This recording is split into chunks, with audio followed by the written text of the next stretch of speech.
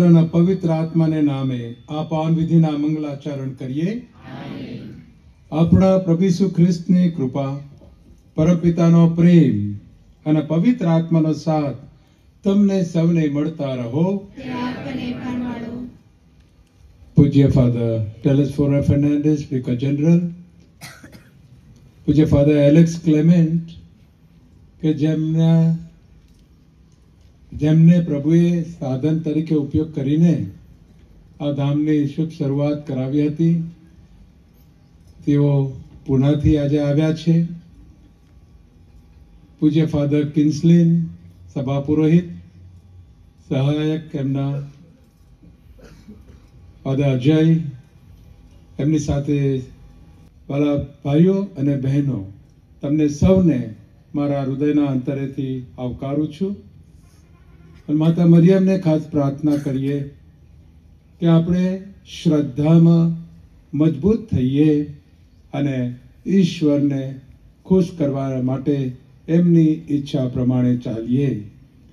ઘણી બધી ઈચ્છાઓ લઈને તમે આવ્યા છો, એ બધી આ પરમ યજ્ઞમાં પ્રભુને સમર્પિત કરીએ છીએ અને સૌ માટે ખાસ પ્રાર્થના કરીશું.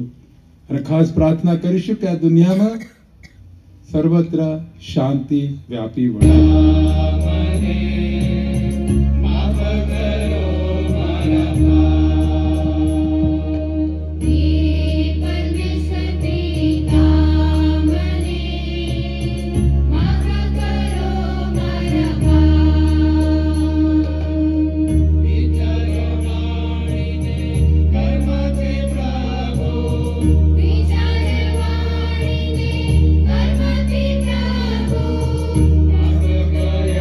Yeah.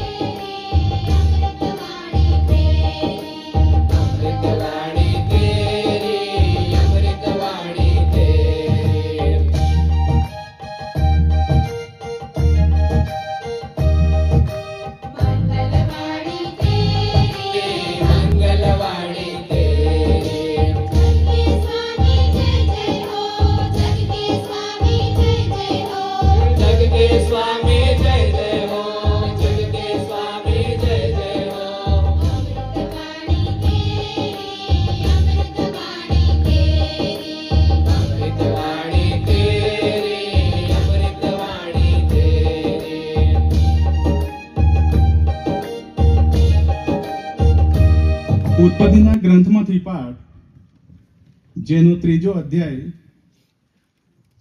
કડી 9 થી તે 15 અને 20.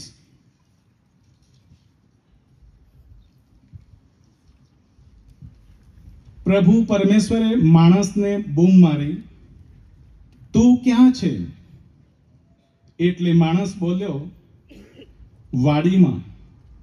તમારો પગરવ સાંભળીને હું ગભરાયો, કારણ હું નવવસ્ત્ર હતો એટલે સંતાઈ ગયો. પ્રભુ પરમેશ્વરે પૂછ્યું, તને કોણે કહ્યું કે તું નવવસ્ત્ર છે? તે ઝાડના ફળ ખાવાની મેં તને ના પાડી હતી, તેના ફળ તે ખાધા તો નથી ને? માણસે કહ્યું, જે સ્ત્રી તમે મારી સાથે રહેવા આપી છે, તેણે મને એ ઝાડના ફળ આપ્યા ને મેં ખાધા.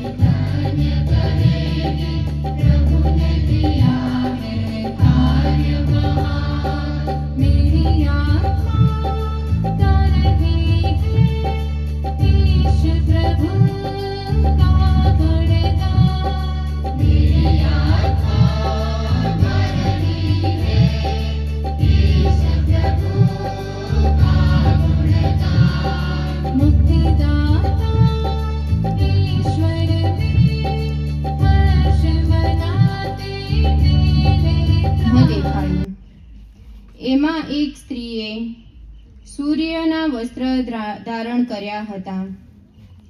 તેના પગ નીચે ચંદ્ર હતો અને તેના માથા ઉપર 12 તારનો મુગટ હતો.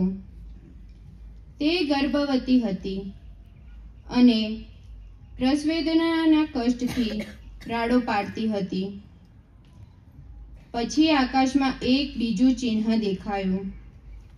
લાલ રંગનો એક મોટો અજગર. તેને 7 માથા અને 10 શિંગડા હતા અને તેના માથા ઉપર 7 મુગટ હતા. તેની પૂંછડીએ આકાશમાંના 3જા ભાગના તારા ઝાપટીને પૃથ્વી ઉપર પછડાયા. એ અજગર પ્રસવની અણીએ આવેલી પેલી સ્ત્રીની સામે જઈને ઊભો રહ્યો, જેથી બાળકનો પ્રસવ થતાં જ તે તેને ગળી જાય. તે સ્ત્રીએ બધી પ્રજાઓ ઉપર લોખંડી દંડથી રાજ્ય કરવા નિમાયેલા એક પુત્રને જન્મ આપ્યો. પણ તે પુત્રને ઝૂંટવીને ઈશ્વર પાસે તેના સિંહાસન ઉપર લઈ જવામાં આવ્યો. આ પ્રભુની વાણી છે.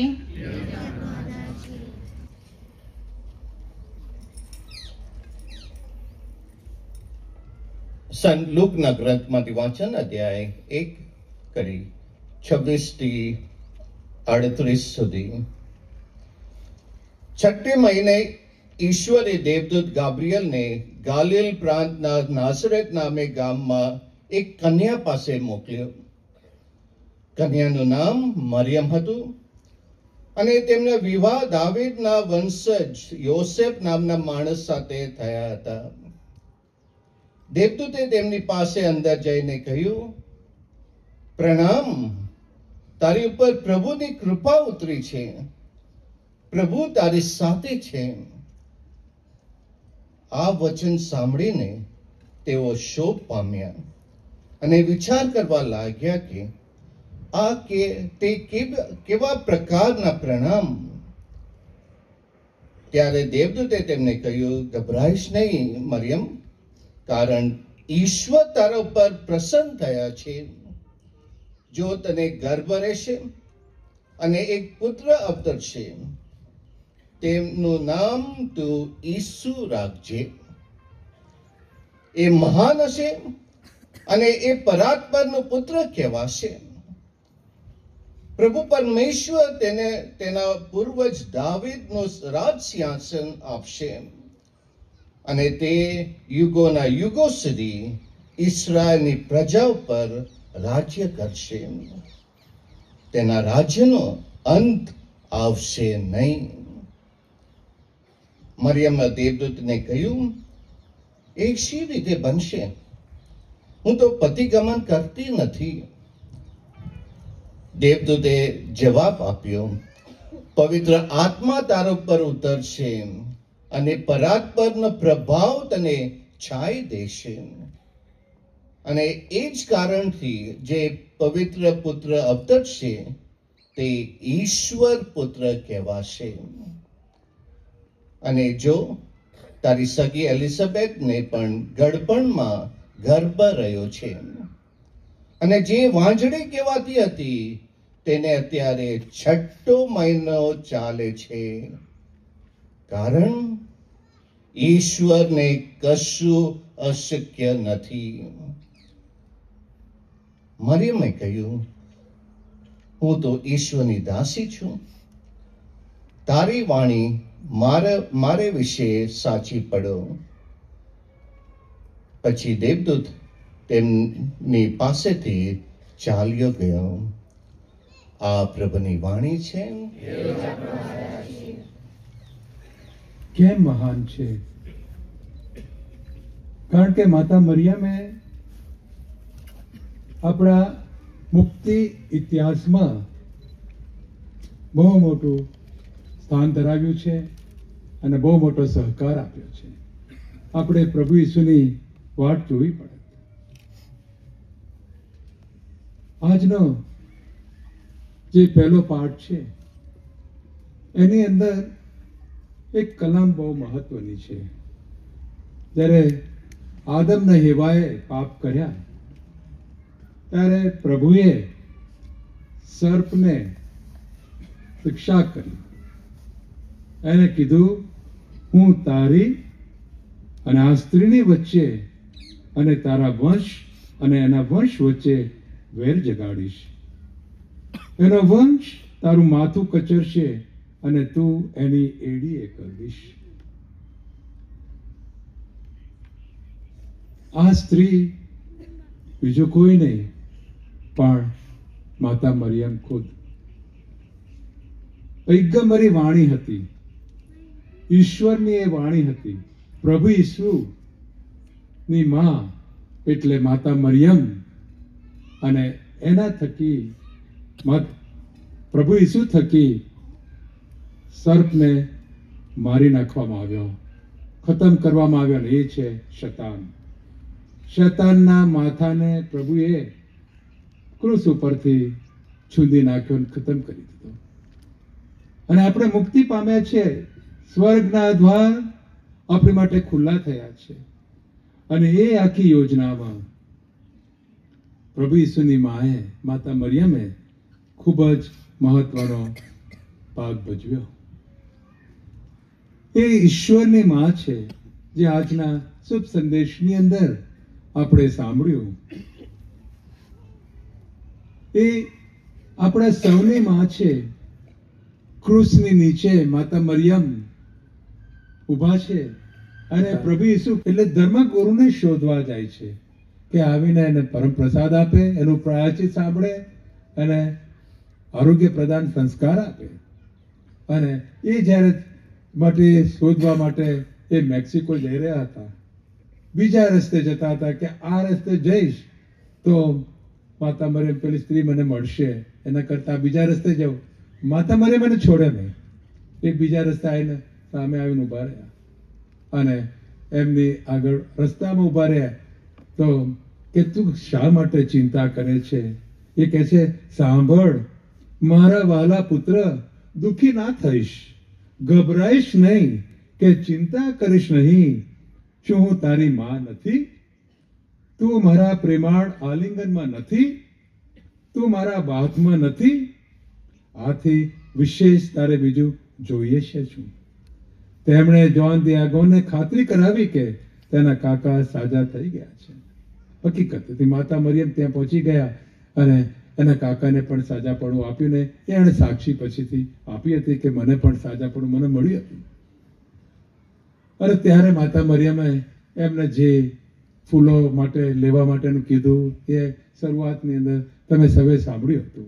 કેવી રીતે એ ફૂલો લઈને ત્યાં આગળ ધર્માધ્યક્ષ પાસે પહોંચી જાય છે અને એ શાલને ખોલે છે. ખોલતાની સાથે એ ફૂલો અંદર ધર્માધ્યક્ષ જોવે છે કે અહીંયા આગળ સ્પેન દેશના ફૂલો અહીં કઈથી હોય, અને તો શિયાળો છે અને અરણ્ય જેવી જગ્યામાં આ ગુલાબો અહીં ક્યાંથી ઉગતા હોય? શક્ય જ નહોતું, કારણ કે ત્યાં આગળ ખૂબ જ બર્ફીલી જગ્યા હતી. અને એ ત્યાં આગળ જુએ છે અંદર શાલની અંદર, તો એ જ વખતે ત્યાં આગળ માતા મરિયમની છબી ઊભી થઈ છે. એ છબીની વાત આપણે સૌ જાણીએ છીએ. એ ધર્માધ્યક્ષ ઘૂંટણે પડીને રડી પડ્યા, કારણ કે એમણે જોન દિયાગોની વાતો સાંભળી નહોતી. અને પછી ત્યાં પ્રભુ મંદિર બંધાવ્યું. એ શાલ ને આજે કેટલા બધા વર્ષ થયા, 494 વર્ષ ચાલે છે. આજનો એ દિવસ ત્યારે 3-4 વર્ષ પહેલા ફાધર કિન્સન મને કહેતા હતા કે આપણે લોકોના અનુકૂળતા માટે આપણે રવિવારનો દિવસ પસંદ કરીએ તો કેવું સારું બિશપ? તો મેં કીધું 12મી ડિસેમ્બર એ અગત્યની તારીખ છે. 5 લોકો આવે કે 10 લોકો આવે એ આપણે બહુ ચિંતા ના કરીએ, પણ એ તારીખ અગત્યની છે ને. એટલે ચાલુ દિવસ હોવા છતાં, શાળાઓ ઓફિસો બધું ચાલતું હોવા છતાં માતા મરિયમ ને મળવા માટે તમે સૌ આવ્યા છો. માતા મરિયમ ખૂબ જ કૃપાઓ તમને આપશે. એ માતા મરિયમ કદાપી આપણે એનાથી દૂર ભાગીશું તો એ સામે બીજા રસ્તે આવીને ઉભી રહેશે. આપણી લાગણી અને એના પ્રત્યે આપણો પ્રેમ હોવો જોઈએ. અને એની ભક્તિ એટલે કે ગુલાબમાળા અને એમના જીવનમાંથી જે કંઈ સવારે ફાધર પરેશે બહુ સુંદર વાત કરી હતી, 4 રસ્તાઓ બતાવ્યા હતા, એ આપણા જીવનમાં પણ આપણે એમાં અનુકરણ કરી શકીએ. માતા મરિયમનું જીવન આપણી માટે અનુકરણ કરવા માટે છે. એ સૌથી પ્રથમ પ્રભુના શિષ્યા બન્યા અને એમનું જીવન પારદર્શક હતું.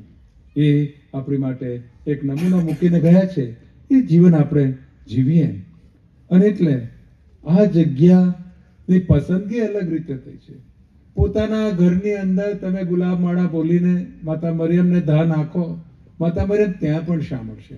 તેમ છતાં વાલા સ્વજનો, ધામો ઊભા થાય છે. ફાતિમાનું ધામ ઊભું થયું, લૂર્ડ્સનું ધામ ઊભું થયું, ગ્વાદેલુપેનું ધામ ઊભું થયું. આપણા ત્યાં આગળ માઉન્ટ મેરી છે, વેલંકની છે. ધામો કેમ ઊભા થાય છે? કંઈક છે. માતા મરિયમ જે લોકો ત્યાં જતા હોય છે એમને વિશેષ અનુભવ કરાવતા હોય છે.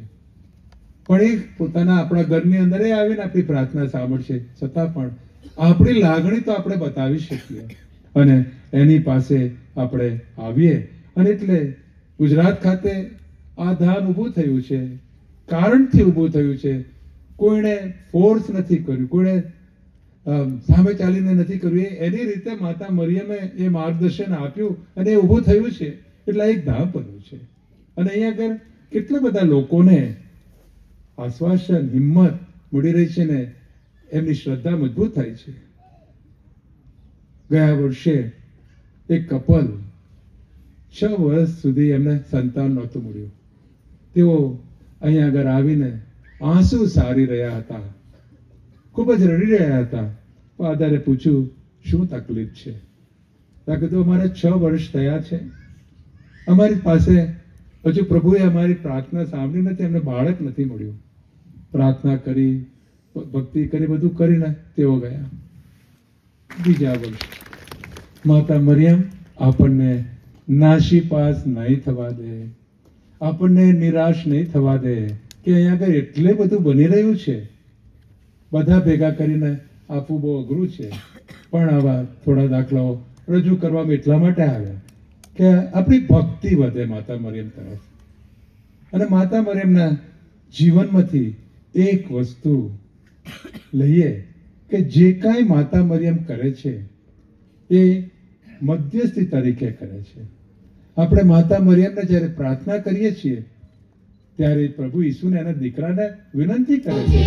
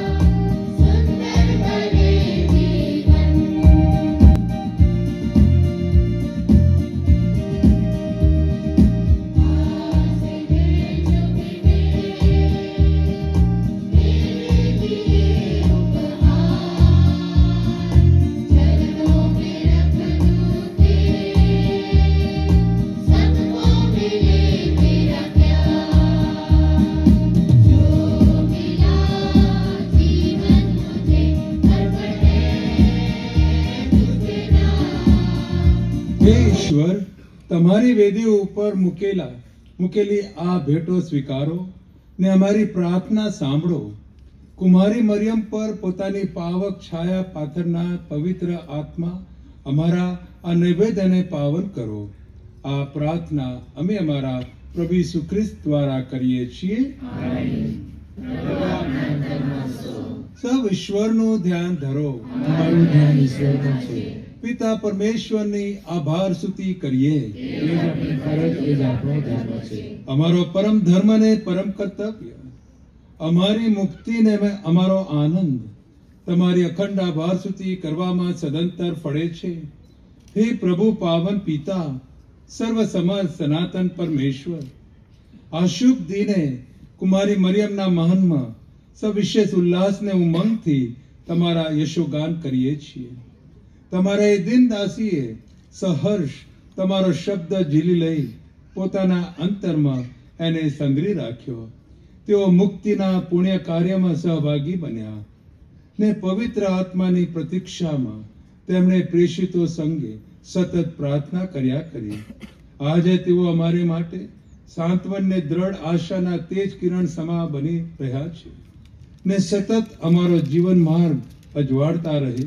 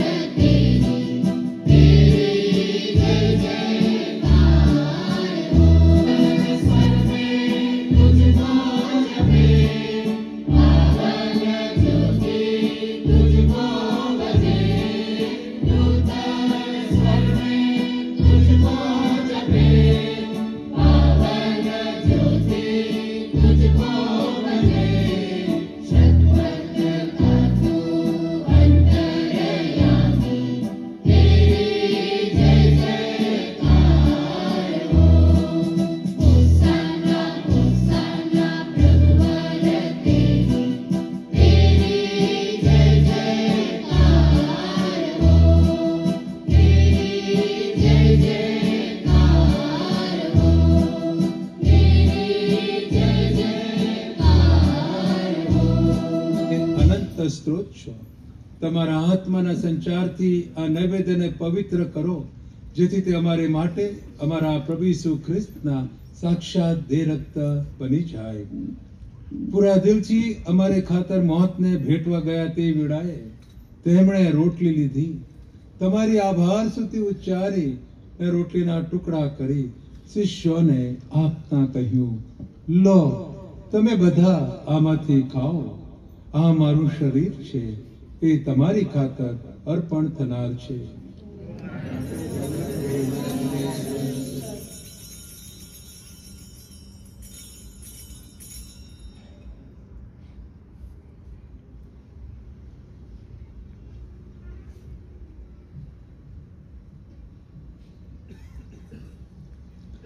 એ જ રીતે ભોજન પછી તેમણે પ્યાલો લીધો, ફરી તમારી આભાર સ્તુતિ ઉચ્ચારી ને શિષ્યોને આપતા કહ્યું, લો, તમે બધા આમાંથી પીવો. આ મારા લોહીનો પ્યાલો છે, નવા અને શાશ્વત કરારનું આ મારું લોહી છે. એ તમારી અને સૌ માનવોની ખાતર પાપ મુક્તિને અર્થે રેડાવવાનું છે. મારા સ્મારક તરીકે આ કરતા રહેજો. हमारा परमेश्वर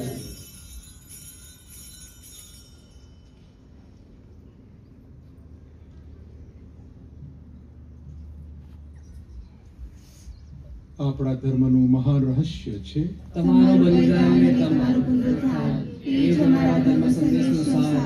પ્રભુ પરમ તેજી પધારો એ જ અમારા